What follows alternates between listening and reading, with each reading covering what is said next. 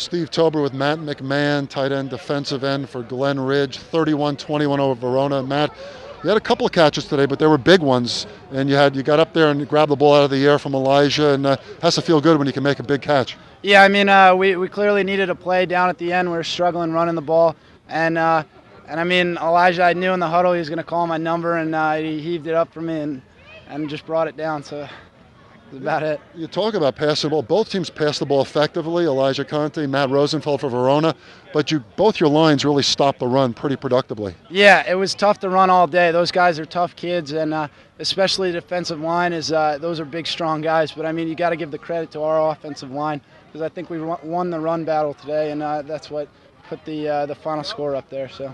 When I spoke to Coach Mendez, I had him talk about those linemen, name them all, because that 7-minute drive in the fourth quarter, albeit you didn't score, but you ate up a ton of clock. Yeah, and I mean, we talked about that all week. They said on sideline chatter that they wanted to run the ball, control the clock, and we really took that to heart. I mean, you shouldn't kick a sleeping dog, and that's what they did. So we said we're going to control the ball the whole game, and fourth quarter is a perfect example of that. And your offense shows a lot of patience. If it's not there, you take your time. You didn't throw a lot. Conte, I think, had 10 passes, but you ran the ball with a lot of different people, and you have the patience going down the field, which is important. Yeah, I mean, if you look at our offense, we're the kind of team that can break it at any time, so we just stick to the game plan. We didn't really have to throw too much today, but the times we did, we converted on like third downs.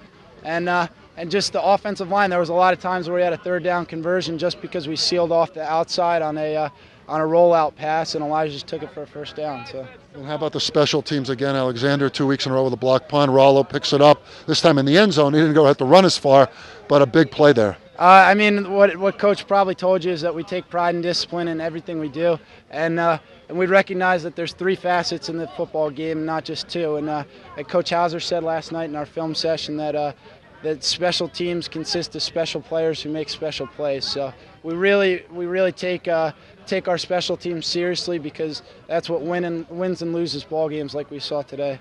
Well, Matt, you get the feeling of beating Cedar Grove, Verona, 2 great traditional programs in Group 1. You got to feel this has the makings of a special season, at least this early going.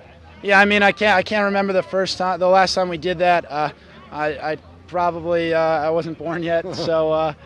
So, I mean, it feels special, but just on to the next week. Like what we were talking about earlier in the week, I was talking with Elijah, and I just said to him, you know, it's hard to win 10 games, but it's easy to win 1 game 10 times. So.